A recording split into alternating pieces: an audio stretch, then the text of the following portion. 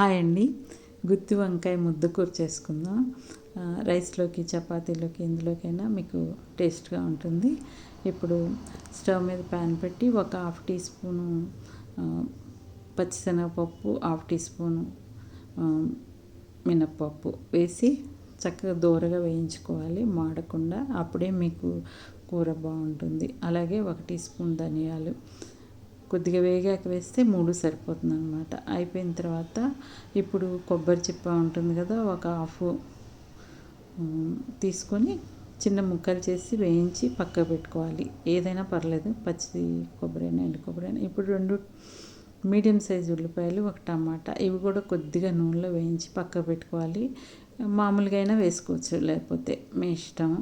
ఇది బాగుంటుందని అలా చేశాను. ఇప్పుడు హాఫ్ కేజీ వంకాయలు తీసుకున్నాను. చాలా లేతగా ఉన్నాయి, వంకాయలు అంటారు కదా, అవి కడిగేసి నీళ్లు తీసుకొని గిన్నెలో ఉప్పు వేసి 4 పక్షాలుగా కోసి పక్కకు పెట్టుకోవాలి వంకాయలన్నీ. ఇప్పుడు ఇందాక వేయించుకున్న ఆ మసాలా, అవి కొబ్బరి, కొద్దిగా అల్లం ముక్క, ఒక 10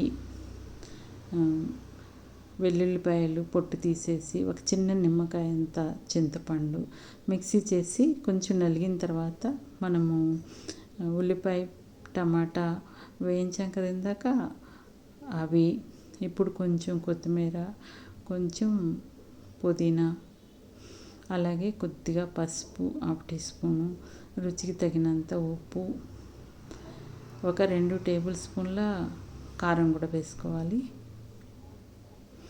వేసుకొని మిక్సీ చేసేసుకోవాలన్నమాట. అలాగా మెత్తగా చేసేసి, నేను జీలకర్ర వేయటం మర్చిపోయాను, నా దగ్గర వేయించిన పొడి ఉంటే వేసాను.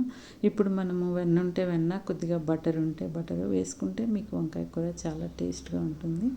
వేసి మొత్తం కలిపేసి ఇప్పుడు వంకాయల్లో కూర్చుకోవాలన్నమాట. అన్ని వంకాయల్లో కూర్చేసుకొని పక్కన పెట్టేసుకోవాలి. ఇప్పుడు స్టవ్ మీద ప్యాన్ పెట్టుకొని ఒక 3 టేబుల్ స్పూన్ల ఆయిల్ వేసి, ఇందులో కొంచెం ఆవాలు, కొద్దిగా జీలకర్ర చిటపట అన్న తర్వాత మన 2-3 పచ్చిమిరపకాయలు చీల్చి వేసేయాలి. కొద్దిగా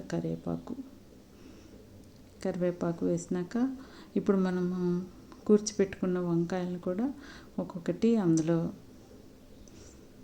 పేర్చేసుకోవాలన్నమాట. మనము ఇంకా ఇందులో ఇంకా ఎక్కువ వాటర్ పోయమన్నమాట. ఆ మసాలా వేసేసి మిక్సీ కొంచెం కడిగేసి అది వస్తుంది కదా, ఆ వాటర్ పోస్తే చాలు. మీకు మూత పెట్టి మనము వంకాయల్ని అటు ఇటు తిప్పుతూ వేయించుకోవాలి. మీకు ఈ వంకాయలు త్వరగా ఉడికిపోతాయి అన్నమాట. అసలు ఇంకా మనకి వాటర్ పోసే అవసరం కూడా రాదు, త్వరగానే ఉడికిపోతాయి. ఇదిగా మనం కొంచెం నూనె పైకి వచ్చేదాకా వేయించుకోవాలి. మసాలా అప్పుడే వేగి మీకు రుచిగా ఉంటుంది. ఇది మనము సాంబార్ చేసుకున్నప్పుడు చేసుకున్నా కూడా చాలా బాగుంటుంది, చపాతీకి బాగుంటుంది, బిర్యానీలకు కూడా బాగుంటుంది. మీకు ఎలా తిన్నా కూడా చాలా టేస్ట్గా ఉంటుంది. రోజు నిల్వ కూడా ఉంటుంది. చేసుకోండి, మీకు కూడా ఎలా వచ్చిందో కామెంట్ చేయండి. చూసారా, కొంచెం ఆయిల్ బయటకు వచ్చేస్తుంది. వంకాయలు కూడా ఉడికిపోయాయి అన్నమాట. ఇలా మెత్తగా ఉడికిపోతే మీకు అయిపోయినట్టే కూర.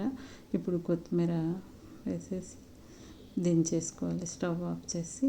ఇప్పుడు చూసారా ఎలా ఉడికాయో వంకాయలు, చాలా మెత్తగా.